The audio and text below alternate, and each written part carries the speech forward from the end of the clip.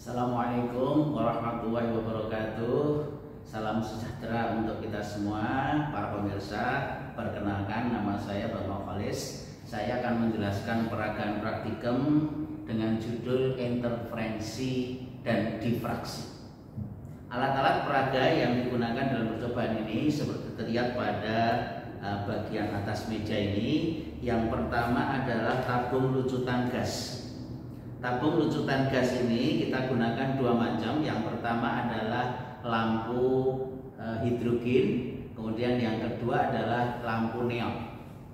Nah, kemudian lampu ini dipasang pada dudukannya, kemudian kita hubungkan dengan power supply high voltage untuk memberikan energi pada lampu lucutan gas ini. Nah, kemudian berikutnya adalah kisi difraksi.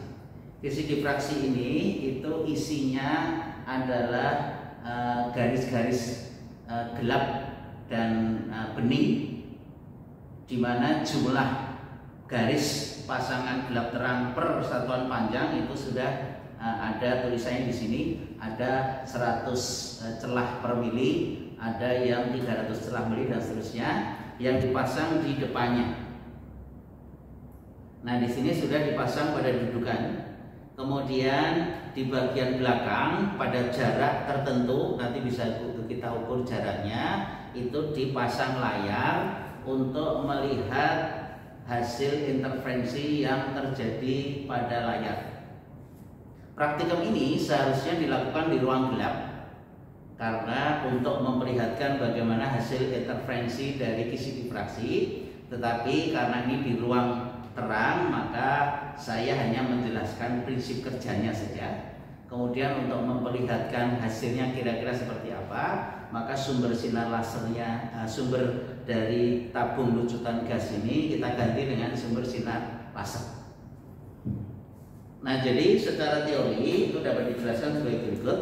Kalau ini ada kisi pada difraksi, maka kalau dikenakan sumber cahaya dari belakang kisi, kemudian akan melewati kisi, dan pada layar nanti akan terlihat posisi hasil interferensi yang konstruktif. Itu adalah pada kondisi terang.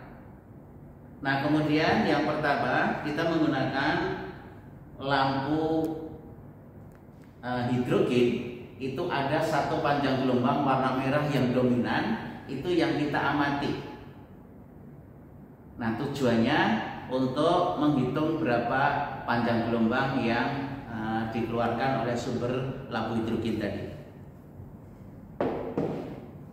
Nah, jadi cara pengamatannya adalah kalau lampu lucutan gas ini kita nyalakan, kemudian kita amati dari kisi difraksi seperti ini pengamatannya. Nah, maka akan terlihat hasil interferensi menyebar ke bagian kanan dan bagian kiri. Nah, kalau jarak antara kisi sampai dengan layar ini kita bisa ukur.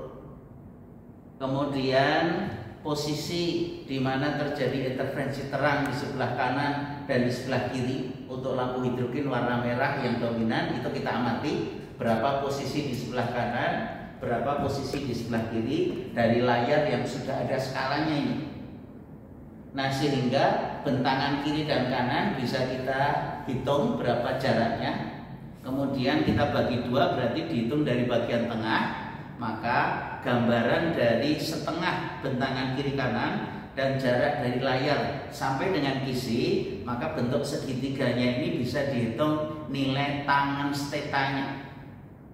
Tangen steta itu sama dengan theta adalah sudut kemiringan yang dibentuk oleh kisi difraksi sampai dengan posisi layar, tetanya dari sini.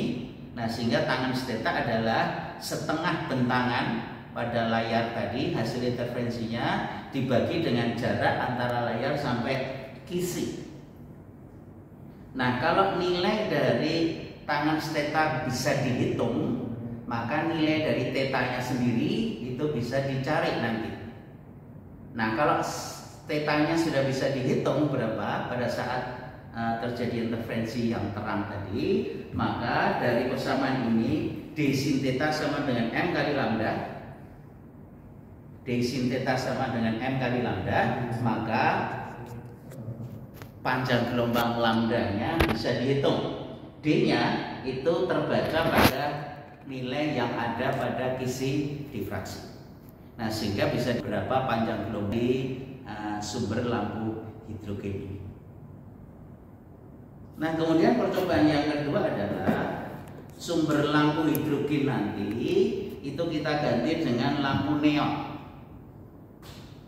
Kalau kita ganti dengan lampu neon, maka akan terbentuk warna-warni, ada merah, ada hijau, ada biru, ada kuning dan seterusnya. Nah, maka nanti kita amati untuk masing-masing warna yang paling dominan. Warna yang paling dominan adalah warna kuning, warna hijau, kemudian warna merah.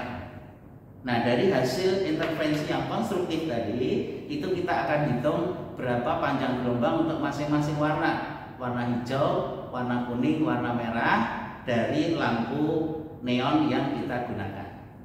Nah, kemudian dari hasil perhitungan panjang gelombang untuk masing-masing warna tadi, itu kita bandingkan dengan nilai acuan yang ada di buku petunjuk praktikum. Nanti dihitung berapa persen perbedaannya dari hasil pengukuran dan pengamatan yang kita lakukan dengan nilai acuan yang sudah ada di buku petunjuk praktikum. Berapa persen perbedaan untuk masing-masing warna. Nah, untuk memperlihatkan kepada para pemirsa, karena ini di ruang terang, oleh karena itu untuk melihat kira-kira hasil interferensinya seperti apa, akan kita perlihatkan sumber sinarnya. Saya ganti dari lampu lucutan gas ini, kita ganti dengan sumber sinar laser. Saya akan turun ke bawah. Jadi seperti ini. Ini sudah disiapkan sinar laser yang sudah nyala satu titik di sini.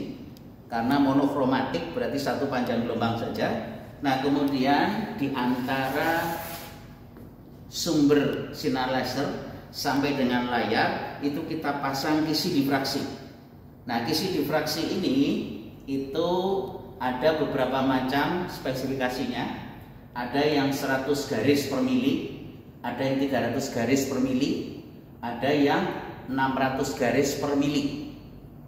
Nah, kemudian kalau ini kita tempatkan di depan berkas sinar laser, maka akan terjadi interferensi yang tertangkap pada layar yang sudah dipasang di belakang ini. Jadi saya akan lihatkan kepada para pemirsa. Jadi kalau ini saya pasang di sini, nah maka akan terlihat itu hasil interferensinya. Titik-titik itu adalah hasil interferensi terang. Kamera mungkin bisa mendekat ke sini untuk bisa jelas. Nah, kemudian kalau ini untuk jumlah garis per mili yang lebih gede, maka akan terjadi interferensi yang titik-titik sinar terangnya lebih jauh. Ini lebih jauh lagi. Kalau yang ini itu yang lebih dekat. Nah, jadi kalau misalnya kita ukur jarak antara posisi sinar laser sampai dengan layar, kemudian titik-titik terang yang ke ordenya kita lihat di sini. Ya, ini kalau kita ukur dengan mistar berapa jarak terang kedua, terang ketiga dan seterusnya. Nah, maka akan bisa dihitung berapa panjang gelombang dari sinar laser yang digunakan. Demikian juga tadi yang diperlihatkan pertama, itu kalau kita menggunakan tabung lucutan gas, kira-kira bentuk pada layar kalau kita amati di sini itu akan terjadi garis-garis yang warna-warni sesuai dengan sumber lucutan gas yang digunakan.